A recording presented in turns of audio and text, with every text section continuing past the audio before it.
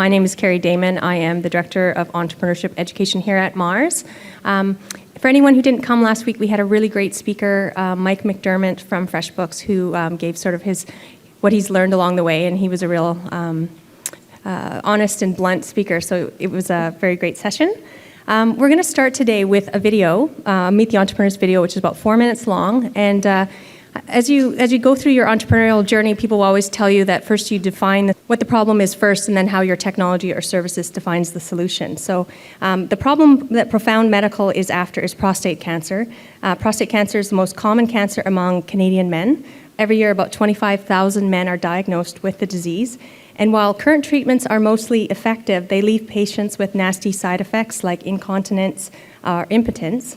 And they are commercializing a revolutionary new non-invasive prostate cancer treatment. And they'll show a little bit of an illustration on the video. It's really quite cool. So it'll reduce the side effects associated with treatment and reduce the time it takes to treat the cancer. So we'll just watch this video with Paul Triperton. He's Profound's CEO, and he's going to share the company's story so far.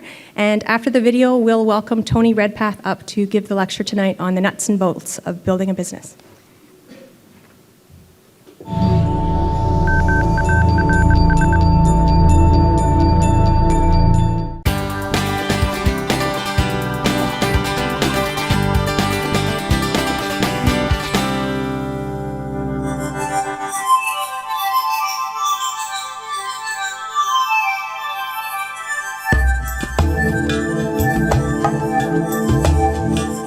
The way I liken it is to Star Trek.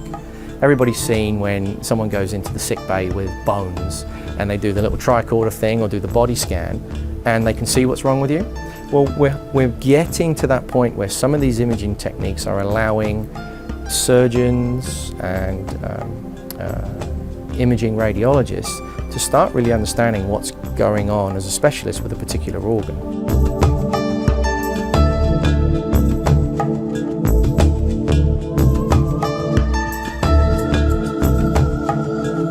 Profound Medical is a company that has essentially been founded on intellectual property licensed from Sunnybrook Hospital, where two researchers did 8 years worth of early research and a small amount of development on the applied uses of their intellectual property to treating diseases.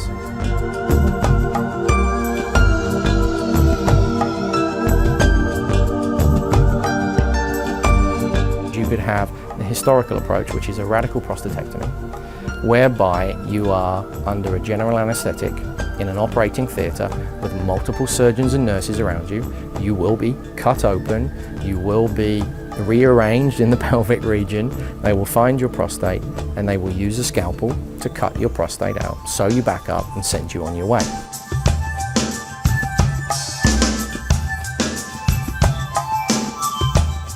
We can see what's going on, we can see the organ in real time without having to cut you open in any way, shape or form. And then through some clever technology we are able to treat without going in and through the skin layer that organ in your body in real time and in an outpatient setting. So the person is treated and after a very short period we anticipate they are able to stand up and walk out.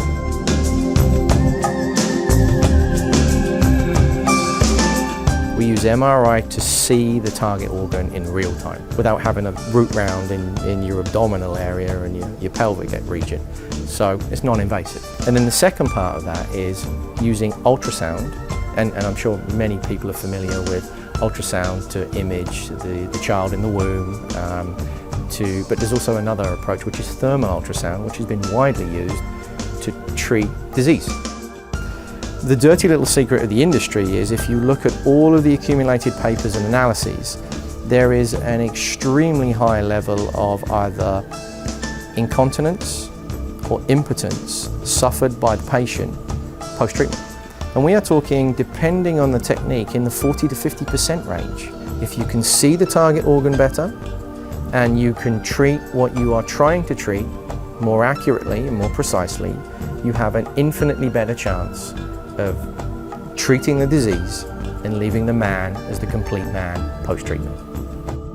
What we're trying to do with our technology is actually give the patient and the clinician the best of both worlds. We can do the whole prostate, but our technology lends itself to being able to do focal therapy as well.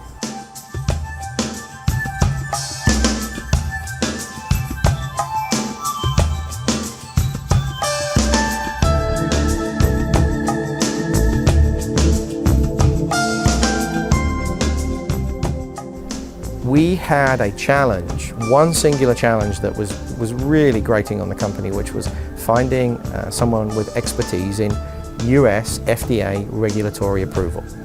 And not only could we not find someone, but we couldn't afford to pay for them when we found them. And Mars was facilitating a thing called an embedded executive program, where we had unfettered access to a FDA regulatory expert for 6 months. That really made a massive, massive advancement in the company's case to the FDA, helped us finalize our documents, and also was a very important component of diligence for potential investors in it. So that was a wonderful win.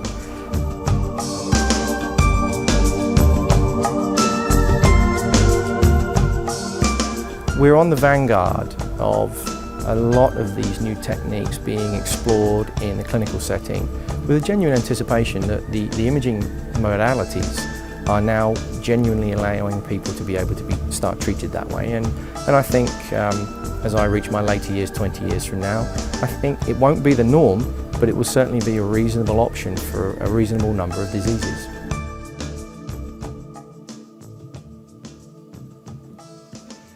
Good evening, ladies and gentlemen. Welcome back to Entrepreneurship 101. This is great. I feel like I got a warm-up act. It's wonderful. Before we start tonight's lecture proper, I do have I got a deal for you? Thank you.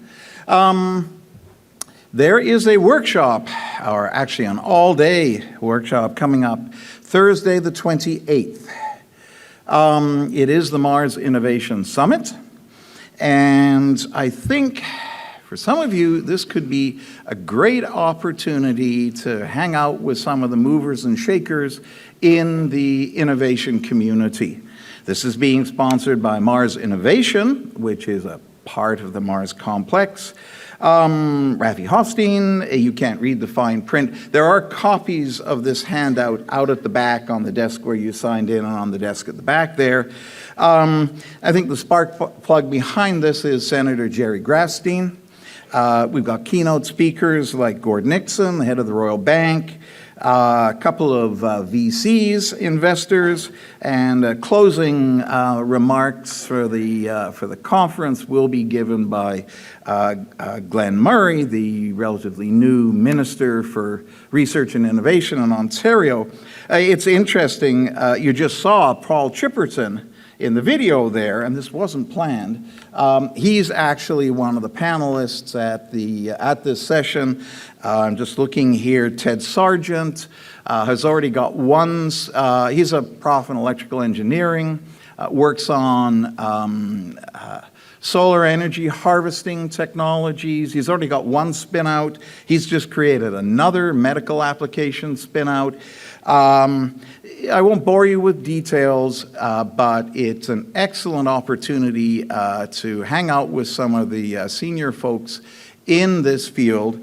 It's registration is $199, but we have managed to negotiate free attendance for anybody in this course. I don't know how many they'll take, so if you're interested, I've moved pretty quickly. You can go online, and the instruction there, just put startup under the discount code for registration, and that's the key that you've come in through this course. So there's a little promo, and go to the website, check it out. I think you may find it interesting. One other piece of housekeeping. We still look for anybody who wants to blog about the course. Feel free to get onto the Mars website and complain. You can always give compliments. I mean, hell, some of our speakers complain. We want someone who's coming regularly, and we'd love you to get into a dialogue. This tends to be a bit of a monologue or at least those who listen to me say that's the case. But we encourage you to comment, share your experiences with, with your fellow attendees. Okay, enough of the housekeeping. So tonight's lecture, as I always say I'm delighted to introduce the speaker. Well, it's me tonight. You're stuck with me, so I am happy to welcome myself. This is a real basic nuts and bolts lecture, okay? This ain't fancy. You want to start a company? You'll see this slide really summarizes things. One of the key messages throughout this course is that when you start a company, you have to fit into an existing ecosystem. There are other suppliers addressing the problems you are trying to address. And so you are elbowing your way into a network of suppliers and customers and that, which is why we have the, the picture of the, I guess it's a Bucky dome here. Customers, suppliers, government, regulatory body, trade associations. When you start out from scratch, you actually have to build your own network. And that's really what I'm going to talk about this evening, okay? The basics that you have to do to get yourselves incorporated and engage with service providers. I want to talk a little bit about when to do things yourselves and when to let the professionals handle it, okay? So that's really what I'm going to try to cover this evening. So,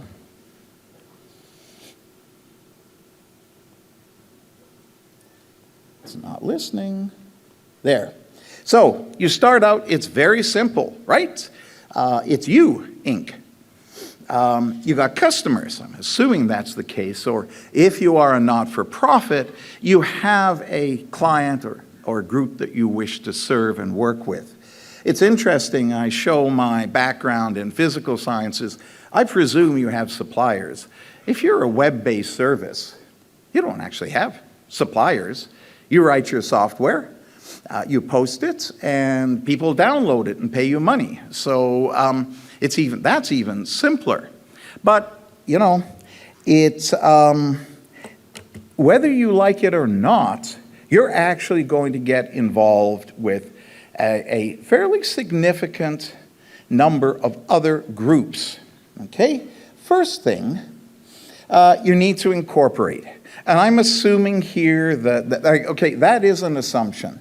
And most of you, again, I've told you, even if you're consulting, my advice is to incorporate for liability reasons. But if your vision is to grow beyond you, you're going to need a company. You can incorporate, in Canada, you can incorporate federally, or you can incorporate provincially. In 20 some odd years of doing this, I haven't really figured out if there's a heck of a lot of difference. There are some nuances in the percentage of board members that have to be Canadian, and I can never remember which one has the higher requirement. Trust me, that is not going to become a problem until you're big and you're bringing in board members from outside Canada and you say, oops, I have to fit that requirement. You can always work your way around it, expand the board or something. There's the Canada Business Corporations Act, which tells you all about incorporating federally. For nonprofit corporations, there's the Canada Not-for-Profit Corporations Acts, and I think you remember Allison talked a little bit about there are new categories of corporations that don't yet exist in Canada that better serve the not-for-profit community. So right now, that's what you got. There's a handbook for not-for-profit incorporators, and if you want to go to charitable status, that's a whole other level. Provincially,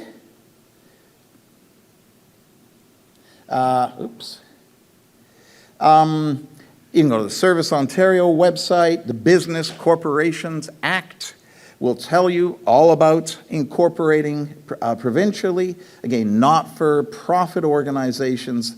Actually, that's, again, the Canada Revenue Agency website. Some of the downloads explaining either federal incorporation or provincial are in the multi-megabyte range, okay? These are not simple 3-page documents outlining how to fill in forms. And I'm going to hold that in your heads for a moment, because I'm going to come back to why that is important. The batteries are dead on this. Okay, sometimes you will be advised to, you should incorporate in the States or Bermuda, the Cayman Islands, Channel Islands, and say, oh yeah, for tax purposes. Don't do it. That is incredibly complex. Okay, one of the reasons that they say incorporate in the U.S., and if you incorporate in the U.S., everybody does it in Delaware because it's relatively simple to do there. When U.S. investors invest in a U.S. corporation, they get all sorts of tax advantages, which they don't get if they invest in a Canadian corporation. So if you want to get a U.S. investor or a VC, they will want to invest in a U.S. corporation.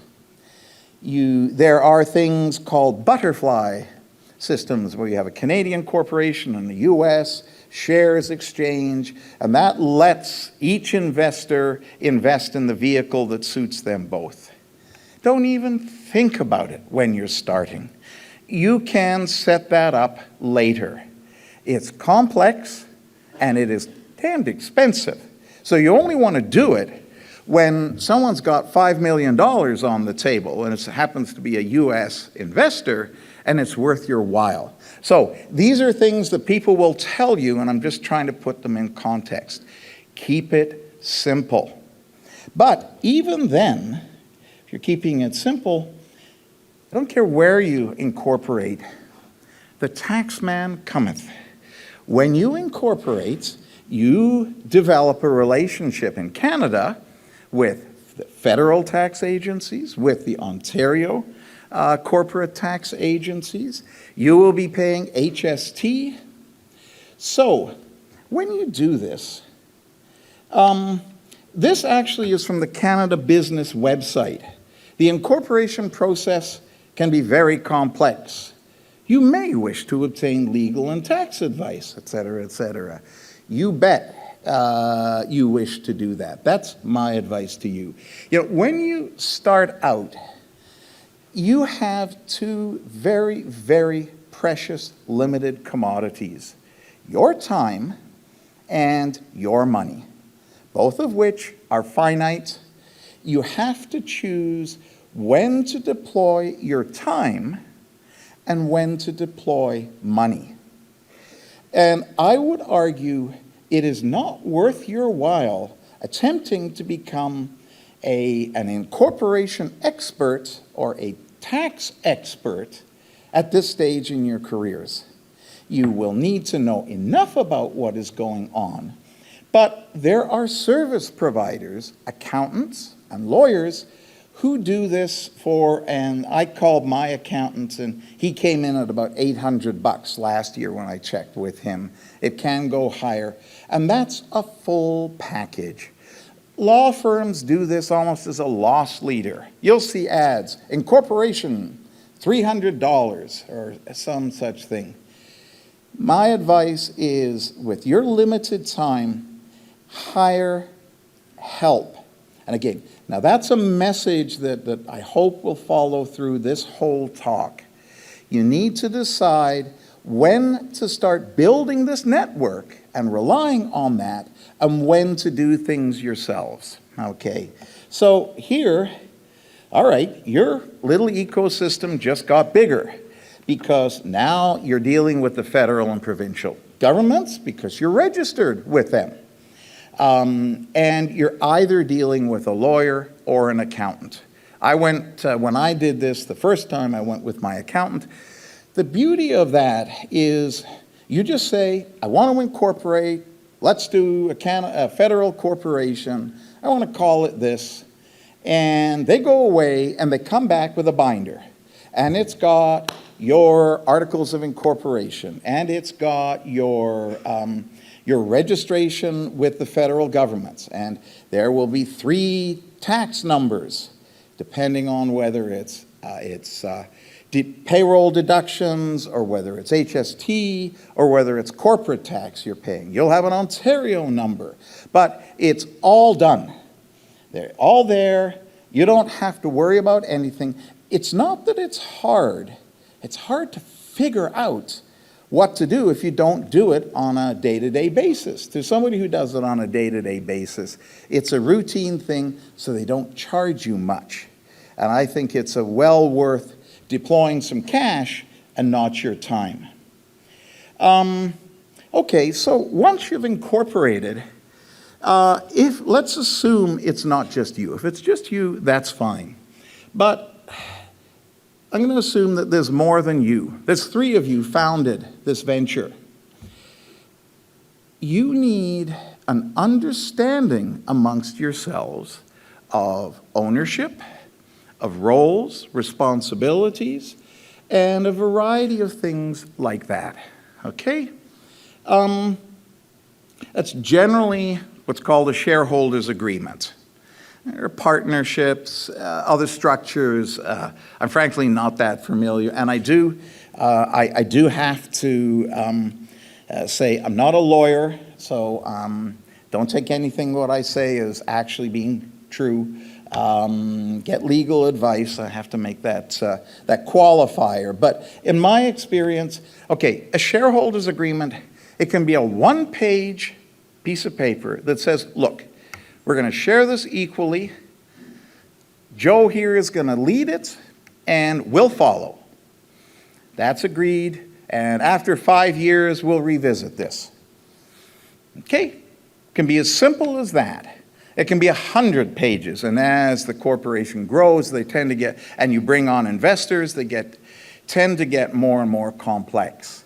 But again, people say, oh no, we're all behind this, right? We're passionate about this. We don't need an agreement.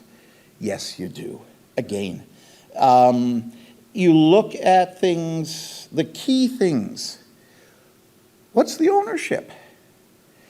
How do decisions get made? Majority rule? Benevolent dictatorship? Plurality? How are you going to make key decisions? What are people's responsibilities? Has everybody assigned, if there was inventions, did everybody put it in the corporation? Is that clear? There's all sorts of other issues. And having been an investor in many companies, I think I've seen all of the things that can go wrong. We had 5 founders in one company. Oh yes, passionate. They had a falling out after 6 months. One of them said, oh, I never assigned my IP into this. Goodbye. And by the way, you're practicing my IP, so I'm suing you. Okay? Imagine going to an investor and saying, well, actually, we kind of have this little lawsuit going on here, and we got someone challenging whether we own the core assets in the company. That tends to cool the ardor of somebody who's going to give you money. So you have to settle those things. They were friends, they're not friends, it gets ugly. And so a shareholders agreement, you don't have to see this as onerous.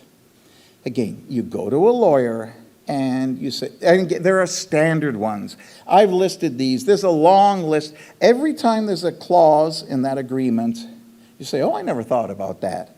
Well, someone else never thought about it. It got ugly. And ever since then, those agreements have a clause to cover off that. And since there's so many ways to fail, they get many, many, many clauses. These agreements don't typically, you're not fussed about success. If you're making lots of money and you've agreed how to share it, everybody's happy. These tend to protect you when things are not so good, and there's arranged ways of dealing with it. One situation, you've gone on for 5 years, hey, it's pretty good. One of the partners, or one of the players, I'd really like to cash out. This has been good, I prefer the cash. What do you do? The other say, well, you mean, we're worth a lot on paper, but we don't have a lot of money, so no, I won't buy you out. There are simple mechanisms to say, okay, you don't want them saying, fine, I'll sell to the first guy on the street who's got cash, because now they're part of your family. They vote shares, and they may have a totally different take on things. So I'm not trying to scare you. There's another lecture that will do that. But this is just to say, settle the rules of the game and get some help from a lawyer on drafting them, putting them on paper, and getting everybody just to sign off and agree that these are the rules of our game. And every company can do things just a little bit differently. Are you going to have employees? Okay, well, let me just go back to the business of lawyers. I should mention, and I got to get the names right here, on Tuesdays from 2 until 4, if you go up to the Ogilvy's office, and that's the office on the first floor, going out on the right-hand side, it's got the British telephone booth, the red telephone booth there. Tuesdays, they have free donuts, and along with the free donuts, you get free legal advice. Okay? And that's done in conjunction with a small law firm, Innovate LLP. So, they're in the building. The reason they're in the building is that they want to work with budding entrepreneurs. That's why they offer a clinic, if you will. There is another law firm in this building that is called Cognition LLP. There's 3 members, small startup firm. One biochemist, I think 2 software guys fell off the straight and narrow and went to law school. And in their last year of law school, they actually took this course. That's why I'm plugging them. They're now located in the building, and their premise is, look, they're all techies who now have law, and they want to work with small startup tech companies. So a word in choosing your partners. And I want to mention here how to work with, particularly with lawyers. Are there any lawyers in the audience? Okay. Accountants, any accountants in the audience? Oh, that's better. I'll use them as an example then. You don't have to go to Tories for legal advice. In fact, the big law firms, many of them, frankly, don't want you. Their senior partners probably charge per hour about what your annual budget would be for legals, okay? They serve the big corporations, and they serve them well. You want probably a smaller firm. Again, Ogilvy's is a big firm, but they've partnered with Innovate to help provide the service here. There are some bigger firms that have a different tack. They'll offer a package. There'll be a startup package, and for a fixed fee, they'll do incorporation, they'll get you a basic non-disclosure agreement, get a starter pack, and you get a certain number of hours of consulting in your first year.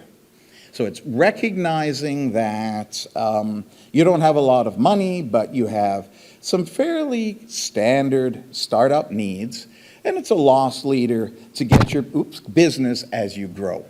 So again, don't be afraid of lawyers, and I'm not saying that because you're there. Remember, you're the clients and your lawyer works for you. Don't ask your lawyer to make business decisions for you. That's your job. That's your responsibility. Your lawyer's job is to advise you that that may not be the best way. There's an alternative way to do that you might not have thought of. But don't go to them and say, I don't know how to structure this deal with these guys. You need to go in and at least say, I want the relationship to be this, or I want it to be this. Give them some guidance, because that's your job as the owner, as the entrepreneur.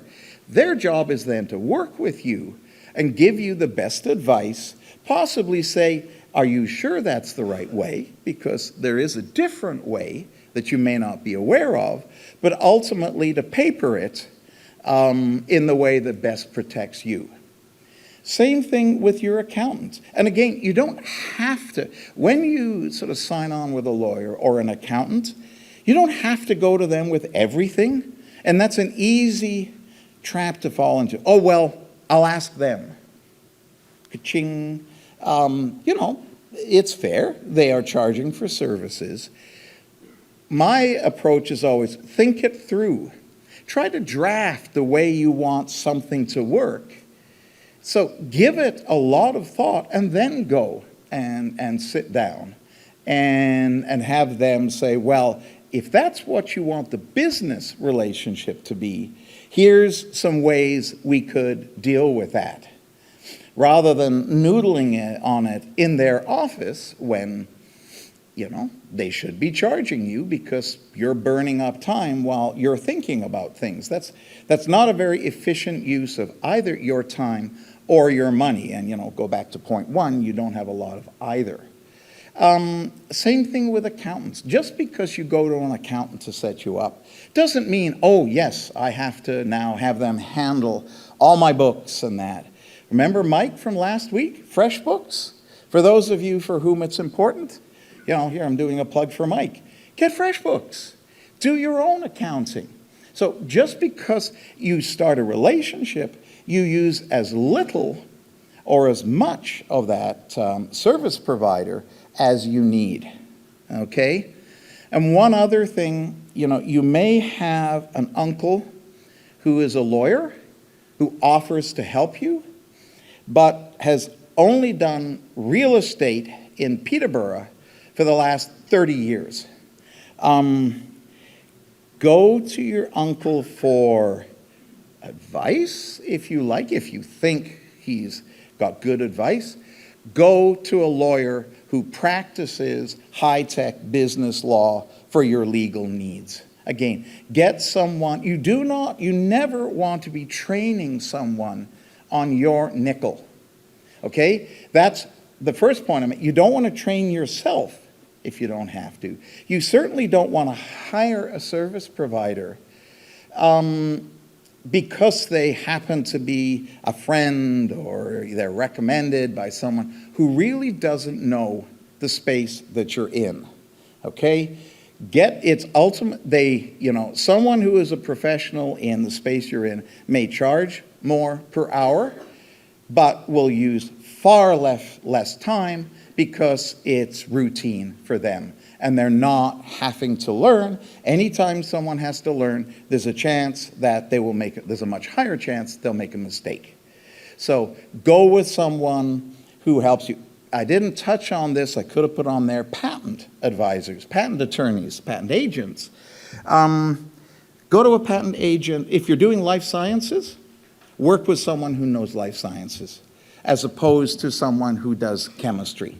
And they do, the bigger firms, Ogilvy is very strong in patent law. And if you remember, they're the ones giving the how to draft a patent workshop next Tuesday, I think. So they have a stable of folks, many of whom have PhDs. So they have experts.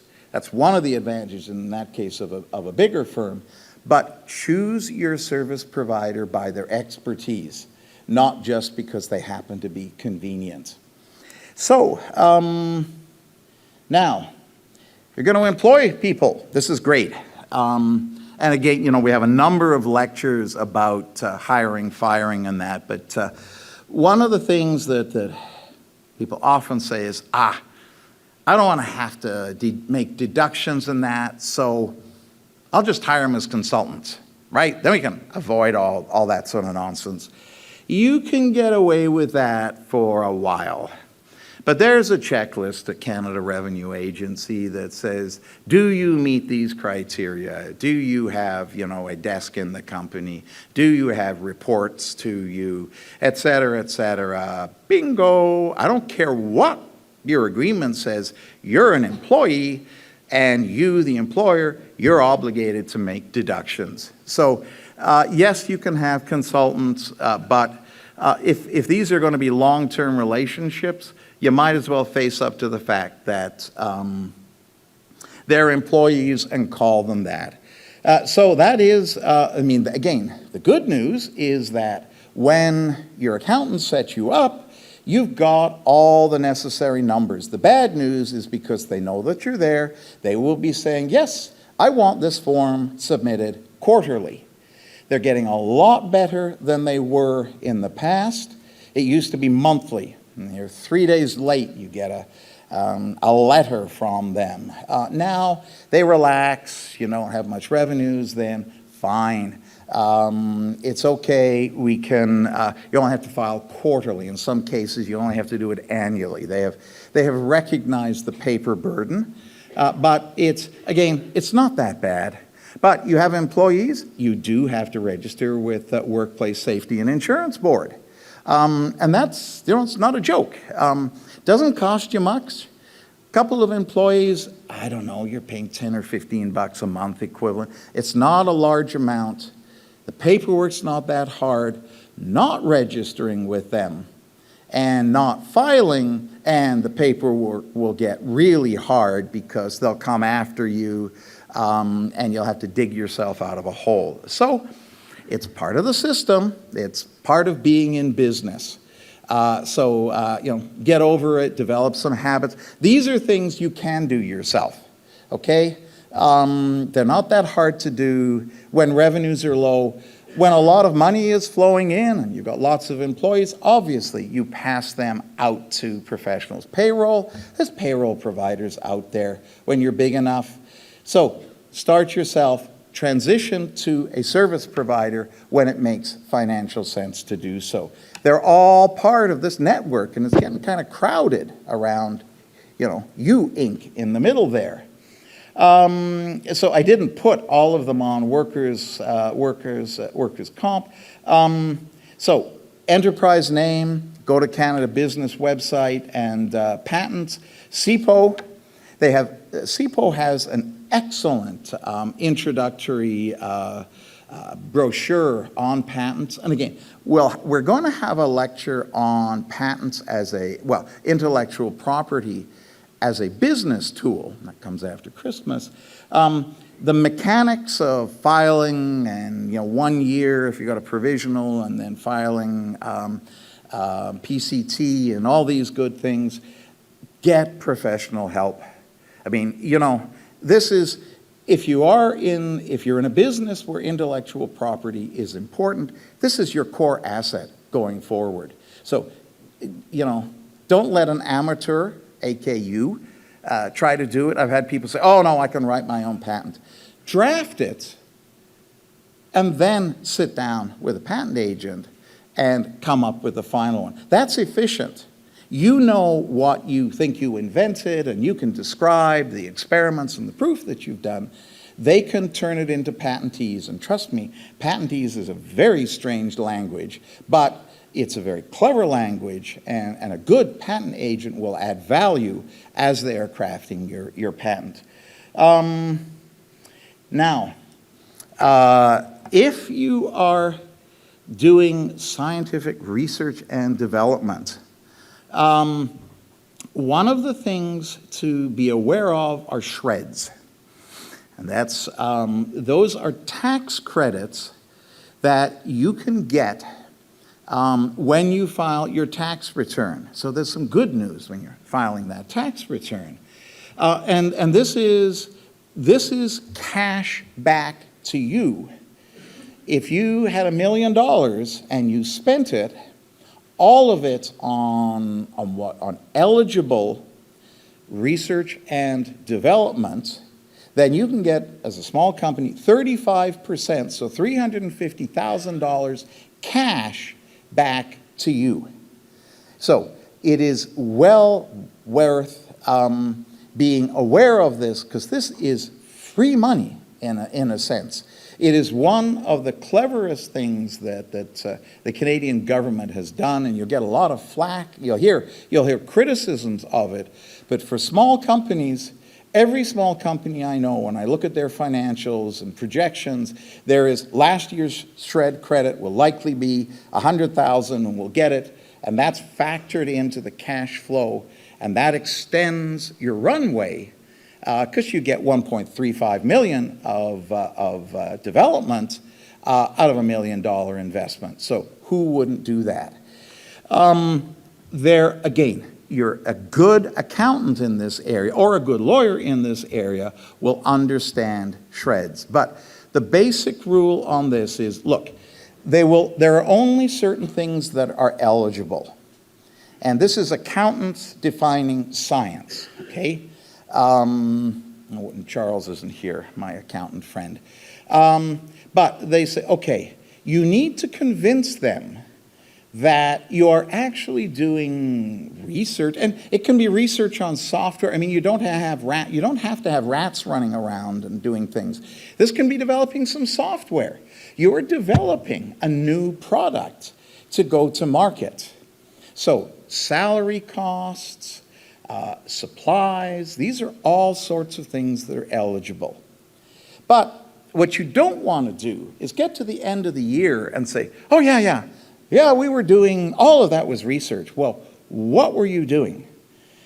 To someone outside who wishes to audit, and there will be a scientific audit and an accounting audit, how can you prove it was science? Go back to your high school science. It's very simple. If you say, define a project, say, okay, what are we going to do in the next 6 months? We're going to develop a widget that will have the following characteristics. What we don't know is, can we make it this small? Can we make it this light? Can we do this? These are the technical uncertainties. You have just set out a project definition. Write it out, put it in a file. Once a month, you should be writing, what progress did I make on that? And this is good discipline for you. This is good discipline when you actually go out to raise money, to say, I know how to set objectives. I know how to measure my progress against them. This is fabulous when they come and say, well, can you prove you were doing this? Well, yes, actually. Here's my project file. We set out to do this. We tracked our progress, and we're here right now. And we spent, $1 million doing that. You have defined a scientific and technical program, and you have calculated the costs. It really doesn't have to be a great deal more complicated than that.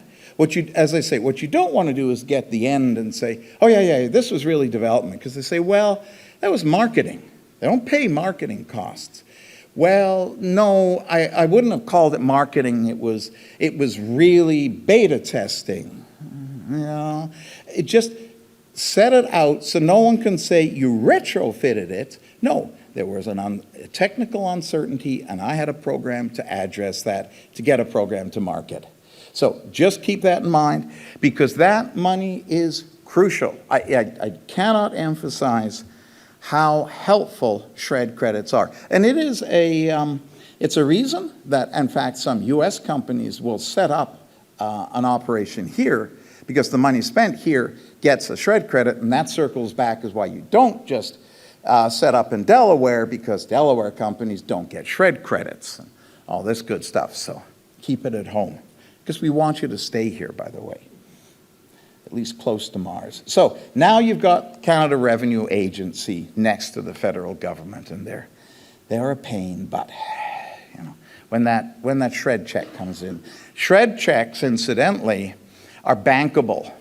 If it's been approved, while you're waiting for that check to come, the banks will lend you 70% of that money.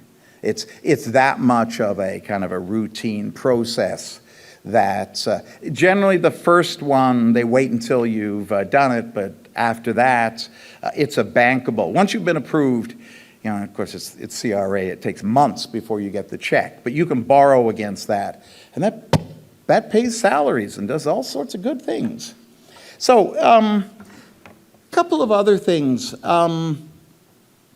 You really need to build your networks. And remember, I said I'm the antisocial entrepreneur. I'm the pocket protector chemist. You got to get out there. There are all sorts of organizations that you really need to be part of. And this now is a challenge of how do you spend your time. It's not so much the fees, but I've got down here trade associations, scientific conferences, trade shows. I favor trade shows over scientific conferences. Trade shows, you want to go where the customers hang out, right? Where do you go fishing? Where the fish are. So go to the trade shows where your customers and where your competitors are. Money spent on a trip to a key trade show is, to my mind, always money well spent. That is part of your network, though. Plugging yourself into that. Now, sometimes you want to be a submarine, right? Again, Peter, this is a term I'm stealing from Peter Evans in his marketing. Sometimes you don't want people to know. So pretend you're a student. I'm doing a paper on this. And you can ask questions. It's amazing what people will tell students that they wouldn't tell someone that they actually think is a business competitor. Beer helps too in the bar at the side. I'm a strong proponent of that form of information gathering. But these are all part of your network, and you need to learn to work them very, very effectively. Because remember, when you're very small, you individually are covering many functions in your company. You're the chief marketing person. So you got to get out of the lab and get out there and talk to people. And now one thing, particularly I'll emphasize at the bottom, your bank. And I did mention this in the other one. Everybody likes to diss the banks. And remember, you're not borrowing my money from my bank. But think about it this way. You do not want to go into your bank other than deposits and withdrawals. You don't want to go in needing to sit down with the manager when you desperately need a loan and they've never talked to you before. They've seen you come in and out or at the ATM. You need to sit down with your account manager, set yourself up ideally with a business bank. Most of the big banks will have banks that are actually more, it'll be a location that has a business focus to it. Get an account manager. Sit down and say hi. Excite them about what you're doing. Tell them your passion. Tell them what you're doing. Tell them how much money you're going to make and how you're going to need them and how they're going to get fees from all this good stuff. But I'm joking a bit, but be a known entity so that when you need to go in there and you do need some help, they're not saying, "Who are you? This guy is crazy." It's banks don't necessarily get high-tech business. They haven't moved that far, but try and explain. Get them to understand that, wow, this could be very successful at some time. A banker on your side can do a great deal. They can't break the rules. They can't say, yeah, we'll lend you the money. Yeah, I won't talk to the boss. There's rules. It goes to the risk department. They say yes, it goes to the risk group who say, you got to be joking. And there's all sorts of rules. They look at your financial position, but they can help. They can do a lot of things to help you. So they're part of your network. And being part of your network is just keeping in touch, making them aware of what you're doing. So I think I'm approaching the end. So yes, it's gotten bigger here. Your network is even just you with your little company. Your network is actually fairly large. And I think that's one of the main points I want to leave you with. Don't try and do it all by yourself. It's tempting to say, oh, I don't have money, I'll do this. That's going to slow you down. Be judicious. But build the relationships so you can selectively draw on expert help, and that'll help you move much faster. And what you're doing, you are building relationships that will grow with you. At some point, in my business, one of the first things that happened is my accountant placed somebody full-time in our business when we got big enough. So I didn't even have to hire. So that was, that just grew naturally until we got big enough to have our own staff. But if we hadn't had a good relationship before, might not have happened. So just some things not to do, and I think this is the last slide, and I have 32 seconds to finish it. Things not to do. I didn't put real estate down there. Don't commit to a big space. I don't know the name of the good furniture stores. Go to IKEA. I've put together more IKEA furniture for startups. It's cheap, it works, okay? You don't have to be fancy. Grow your space. There's always a balance.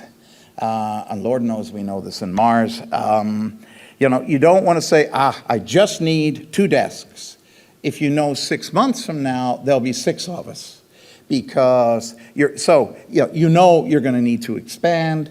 So it's a challenge. Try to find situations that have a certain amount of flexibility that can grow with you, so you keep your moves down to a minimum. Easier said than done, but in the late 90s, when money was flowing like water, guys set up with just gorgeous offices, marketing budgets were millions, and these are the companies that blew $100 million in, petfood.com. Never had a reasonable sale of any sort. So today, lean and mean. You get someone's money coming in into your venture, they're going to want to say, is that money being spent wisely? And so keep it simple. Second thing, don't hire relatives just because they happen to be available and needing a job. Your first few hires are crucial. There was a company that applied for funding, and it had been set up by a theoretical physicist, and his first 12 hires were going to be theoretical physicists. Then the next one was an administrative person, and we said, is there ever going to be a salesperson in this company? His vision was really replicating his lab, but with private money. So needless to say, that was not someone that we funded. He was reaching out to people that he knew. This is, it's often uncomfortable. Your first hires should complement you, not duplicate you. And I think Mike was talking a little bit about that, and again in our HR. You need to reach out of your comfort zone for people who do different things from you in your organization in order to help it grow. Which is, so that means don't reach out to someone from the lab who's graduating at the same time and say, yeah, I got a spot. Is that really the person that you need now with the dollars that you've got, or do you need someone to help you on the biz dev? You have to be ruthless on this, because friends who don't fit in after a year, now you really have a challenge, because you've got a friend who you're going to have to fire. You don't have the latitude of carrying dead wood in your organization. There's no simpler way to put it. And again, I funded companies where we were stupid enough to leave control with the founder, And he had a completely incompetent high school friend in a senior position, and we were powerless to do anything about it. Every deal after that had a clause in it that specifically prevented that from ever happening again. It's like those legal deals. You get burned, fine, I'll put a clause in to prevent that. You do it with the best of intentions. You got to be ruthless and say, what am I trying to do? As Mike said, hire for values, but hire for abilities to advance your ventures. So that's a bit of a rambling discussion of a whole bunch of kind of motherhood basic things to get you up and going. Next week, we get into John Moran with marketing, so we're going to assume that you're set up, you're rocking and rolling, and now you want to figure out, does anybody else actually care out there? I feel like Mel Brooks. Damn, this thing isn't, they're all not working. Okay, questions? None from the lawyer. Whew. I'll get a letter later. No, good. Yes, sir. Yeah, hi. My question is about when to incorporate. So I'm working on an idea, and sometimes I feel like, okay, I should wait for spending money in incorporating until I have more development, I can reach people, or I can incorporate now, and that will give me a better presentation when I talk to people and saying, okay, I'm already starting this. The trigger point I find is that when you are talking to other people about signing something with them, could be a development contract, could be an investor, if you've reached that stage that you will, even a non-disclosure, although that's maybe borderline, when they say, oh, so I'm signing this with you as an individual, most, particularly if you're dealing with a big company, they're not going to be that comfortable. That's typically certainly an investor. No, they can't own you. Remember, a corporation, correct me if I'm wrong, is a separate legal, it is a person in the eyes of the law with all the rights and privileges. You set that up, and various people can own pieces of that. I can't own a piece of you. So with investors, absolutely, you need an investment structure. Even partners, suppliers, they're not that interested in, signing it personally sometimes is a signal that, yeah, this isn't really big time. How big can one person get? So to me, that you can, until you're actually doing that, yes, you can go a fair ways without actually pulling the trigger on creating that corporation. So you can do a lot of development work. You can file patents in your own name, because those can be assigned into the company when it's appropriate. But when you're signing with someone else, to me, that's likely going to be the trigger point. Hi there. Quick question about shreds. What's the starting point? Do you talk to your accountant? Is it an application with the government? How do you get started? It gets filed with your tax return. Okay. Basically, that's a convenient, they handle it that way. So talking to an accountant is a good start. You can always go online and look for the simplified summaries to educate yourself. And from time to time, we have workshops here at Mars about shred. And there's actually, we don't do that much. They're a dime a dozen. All sorts of organizations will hold a shred workshop. Some of the big accounting firms will, because it's a great way of trolling for business, and they're free. The government comes around looking for venues to give workshops, so it isn't too hard to find out some place you can go to and hear them talked about. You can get some simple summary. When you want to file for them, I'd go through an accountant. Great. Thank you. Okay. I was wondering, in terms of costs for patents as well as incorporating, I heard it's really expensive for patents, but can you give us an idea of costs for setting those up? Yes. There's got to be careful with patent costs. So I'll give you a somewhat longer answer. People will say, okay, there is something called a U.S. provisional, which is a very simple document that you can file that buys you 1 year, after which you actually have to file a full patent. The challenge with the U.S. provisional, and I don't want to get in details, is basically you have to stake a claim. And so if your claim is this big, when you write the full patent up, you cannot claim anything outside what you anticipated. So if you don't have the expertise, that provisional may have captured this, but the real valuable piece is out here somewhere. So most patent agents that I know actually spend almost as much filing a provisional as they do filing the full one. Filing the full one is they tweak and just convert. That's actually fairly cheap. So, you know, when provisionals were launched, people said, $200 and you can get it in there. I don't know of any patent professional who advises that. Now, they have a vested interest. Their arguments are actually pretty good. So what does it cost? Typically, it's somewhere between $5,000 and $10,000. It doesn't, you know, be careful of generalities. Depends how complex the invention is. But as a rough rule of thumb, you should be prepared to spend about that much.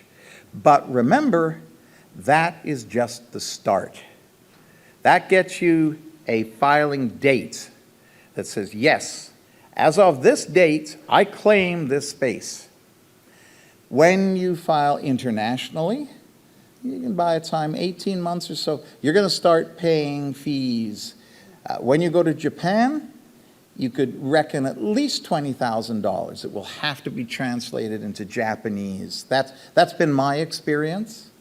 And now you start to pay annual fees. So it is an escalating cost. So the game that you play, I pay as little as I can now and hope like hell I'm either earning money or I have an investor or a big partner who will put the money in to pay for that. I just came from a startup company. I won't name them. I was at their board meeting today. They're running about $15,000 a month in patent costs. And they do not yet have a product on the market. They're getting closer. So they now have a patent portfolio. So, you know, again, don't just think, oh, yes, I'll spend $10,000 and that's it. You have started, you have opened the door to, again, if you're successful and you want to go globally, it's going to cost a lot more money. So you better realize that when you start. I think I'm in red light territory, so we'll close off for the mic questions, but obviously I'll stay here if there's anything more, okay? Thank you.